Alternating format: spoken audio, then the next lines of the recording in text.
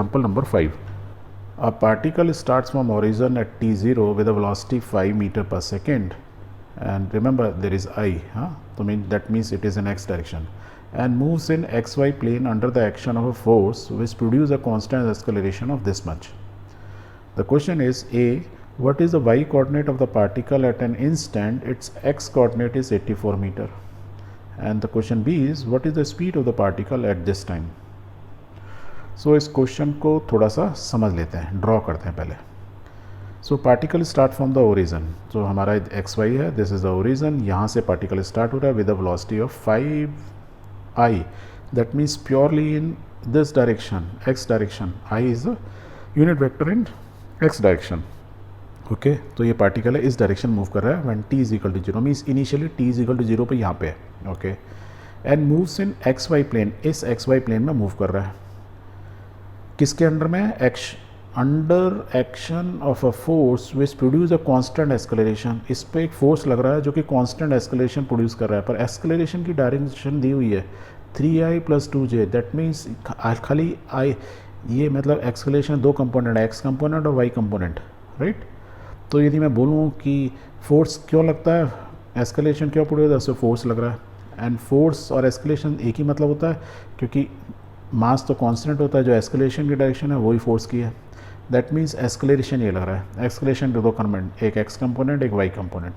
तो यदि मैं एक्सेलरेशन को कोऑर्डिनेट से ड्रॉ करूँ तो वो कुछ ये है, और यदि मैं इसके कंपोनेंट ड्रॉ कर लूँगा तो एक एक्स एक्सेस में आएगा, एक वाई एक्सेस में. दैट मीन्स इस पार्टिकल को यदि ये फोर्स लग रहा है तो एक पार्ट उसको इधर ले जाना चाहेगा और एक पार्ट इधर ले जाना चाहेगा. दैट मीन्स ये जो पॉइंट है, सम टाइम बाद I will find it is this position. और मतलब फोर्स की डायरेक्शन में एक्सेलरेशन डायरेक्शन में चलेगा, कि मीन्स एक्स तो जा ही रहा है और वाई में भी थोड़ा मूव करेगा, है कि नहीं? यहाँ तक क्लियर है? यही समझा रहा है? ओके. फिर वो बोल रहा है कि यदि ऐसा है तो find the y coordinate, means y coordinate बताओ ऑफ द पार्टिकल, क्योंकि ये पार्टिकल अब एक्स में नहीं जा रहा है, ये वाई में भी जा रहा है थोड़ा थोड़ा, कि वाई कोऑर्डिनेट बताना है आपको पार्टिकल का. मीन्स वाई कोऑर्डिनेट मीन्स किस पोजीशन में होगा ये particle at an instant when is x coordinate is 84. Means वो एक्स डायरेक्शन में 84 चल चुका होगा.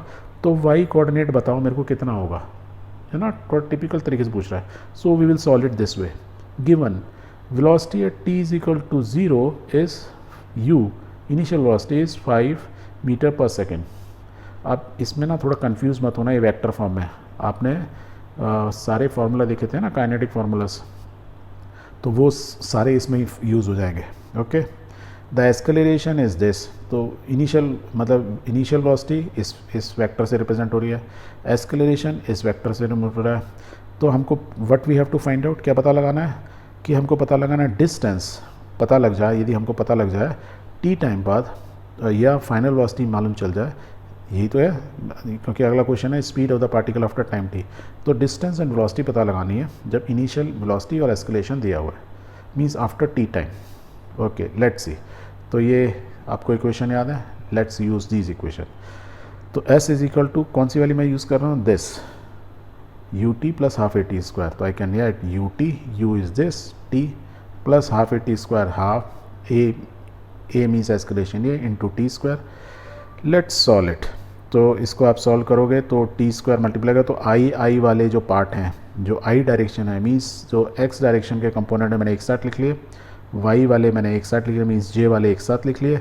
तो ये मेरा कंपोनेंट हुआ distance in x direction, right. और ये वाला कंपोनेंट क्या बताएगा, डिस्टेंस इन वाई डायरेक्शन. तो now I have a vector which is representing distance in this form. अब उसने देखो यहाँ दिया हुआ है x coordinate means S x coordinates की वैल्यू दी हुई है 84. वो बोल रहा है एक्स एक्स कोऑर्डिनेट जब 84 होगा तो एस वाई बताओ. तो देखो यदि ये चीज़ को मैं क्या बोलूँ, मेरा ये कंपोनेंट 84 हो जाए तो मैं यहाँ से टी की वैल्यू निकाल सकता हूँ, और वो टी निकाल के मैं यहाँ डाल दूँगा, मुझे एस वाई मालूम चल जाएगा. तो पहला पार्ट तो सॉल्व हो जाएगा. Let's do it. So will write कि दिस इज इक्वल टू 84, और ये क्या है, quadratic equation t square t, और ये कांस्टेंट. तो let's solve it. Once you solve it you will get t is equal to 6, and t is equal to 6 means 6 seconds. तो means का ये क्या पूछ रहा है कि 6 सेकेंड बाद बताओ एस वाई की वैल्यू. तो मैं यहाँ t की वैल्यू डाल दूँ तो एस वाई निकल जाएगा. So let's put it at t is equal to 6 second. S y is equal to 1t square means 6 square, 6 is the 36. तो इट इज़ 36 वट मीटर्स. क्योंकि everything is meter per second यहाँ velocity दी हुई थी। तो S Y means हमने इस तरीके से ये सॉल्व कर लिया। Now what is the speed of the particle, second part we कब निकलेगी, कब निकालनी है, जब ये 84 हो उस समय तो हमें टाइम मालूम है, हमें इनिशियल वाली, तो I can use this formula, final velocity is equal to u plus a t, let's use it. तो v is equal to this u plus a t plus a into t की value दी हुई है हमें 6, let's solve it. So you solve it and इसमें आप डाल दो यार टी की वैल्यू, इसमें डाल दी उन्होंने, टी इज इक्वल टू 6, तो v की वेलोसिटी आ गई ये, और ये वेक्टर आ गया v वेक्टर आ गया, तो हमको मैग्नीट्यूड निकालना है क्या, under root square of this plus this, let's do it. तो 23 square plus 12 square, you solve it, you what we get, you will get finally it is approximately 26 meter per second. So this way हमें velocity का vector निकाला, उसका magnitude निकाल लिया। हमने क्या equation, kinematic equations को यूज़ किया सिंपल तरीके से, बिना घबराए कि वो वेक्टर फॉर्म में दिए हैं किस में दिए हैं। ठीक है, वेरी गुड।